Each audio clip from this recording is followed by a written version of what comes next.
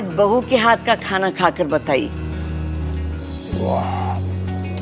लाजवाब। मुंशी पन्ना मसाले से जो बना है। मुंशी पन्ना मसाले सबके दिलों पर राज कर रहे हैं। किचन किंग, गरम मसाला, कूटी मिर्च या दाल साग मसाला, मुंशी पन्ना का स्वाद दिल में रहे।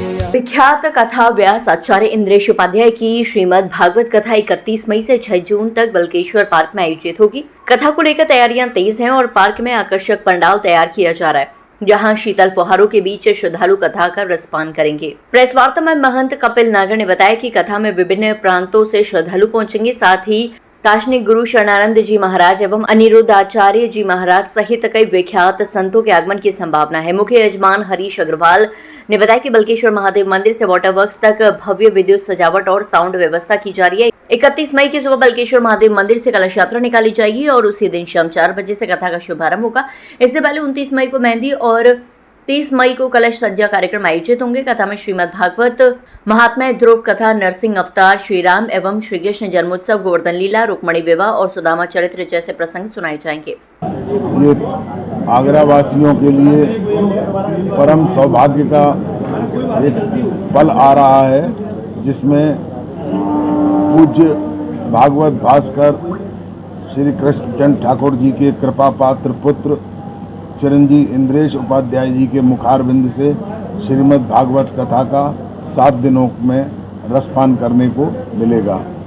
यह बहुत ही दिव्य और भव्य कार्यक्रम होने जा रहा है आप लोगों के सानिध्य में, क्योंकि परम पावन पुनीत पुरुषोत्तम मास के अवसर पर यह कार्यक्रम आगरा में पहली बार इंद्रेश उपाध्याय जी के सानिध्य में होगा।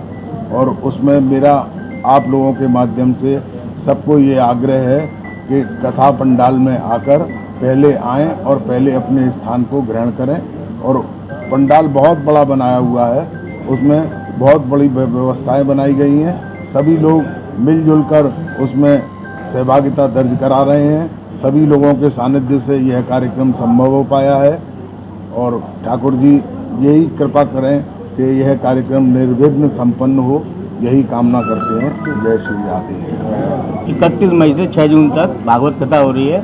इसका सबको रसपान करना है। बढ़िया व्यवस्था है, पंडाल की, पुलिस की, सभी व्यवस्थाएं बहुत सुचारू रूप से होनी है और होगी, ये भगवान से प्रार्थना करता हूँ। और जो भी इसमें आप आनंद लेंगे वो बहुत बढ़िया ढंग से चलेगा।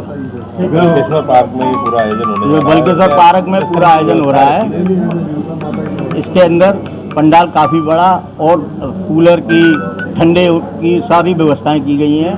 सारा बहुत ही उससे सुचारू रूप से काम चल रहा है। कितने लोगों की बैठने की व्यवस्था है पंडाल? इसके अंदर 5 से 6 आदमियों की व्यवस्था की गई है पंडाल के अंदर। हमारी आगरा नगरी के अंदर एक अलौकिक और भव्य आयोजन जो